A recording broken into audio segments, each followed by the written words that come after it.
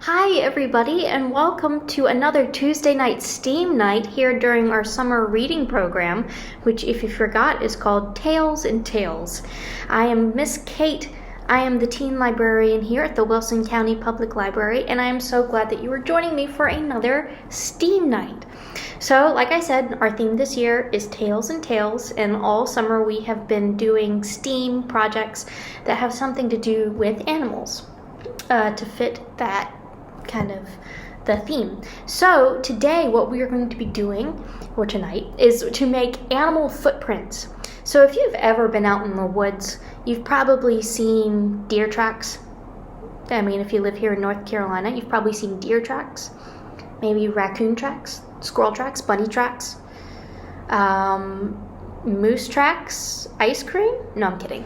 But so what we're going to do today is we're going to make our very own animal tracks by hand. So we're not going to go out into the woods and make a mold or something like that.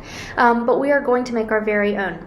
Now, in your STEAM kit, if you open it up, you have a block of modeling clay. It's going to be that block that's in a package. You're going to open that up and it's going to be this white modeling clay. So you're going to use that. And I've also put in there some like toothpicks so you can kind of do little lines if you want to. And it does not matter what animal you do. I put in there some examples of some animal tracks that are out there, different types of birds and mammals and reptiles and everything in between. So you can really choose which one you want to do. Now for me, I did a dog, which turned out to be, well, a very big dog. So, as you can see right there. And I did that all by hand. So you can use your thumb to go in and, make impressions in the clay.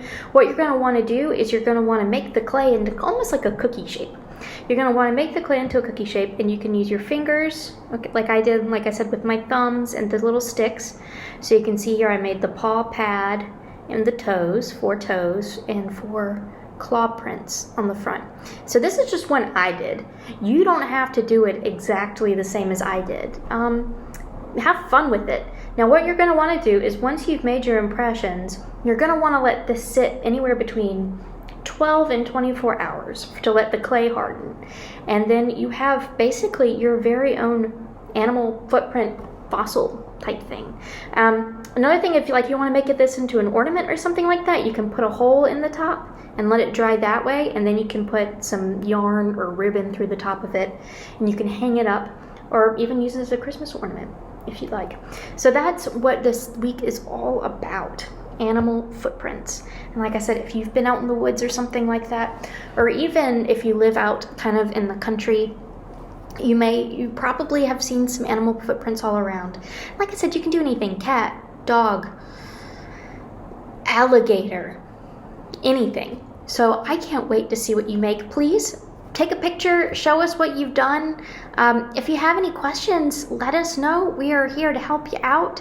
But I hope you have as good of a time making this as I did. It's kind of fun to see what you can do with this kind of clay. But like I said, just remember this is air drying clay. So leave it out. Once you're done, leave it out for about 12 to 24 hours and let that clay harden, and then it'll be set. So once you've made it, don't mess with it too much because you don't want it to get all messed up, okay? So anyway, that's this week's STEAM program. I hope you have fun making your animal footprints. It's fun to get creative that way. And we'll see you next time right here. Have a great night.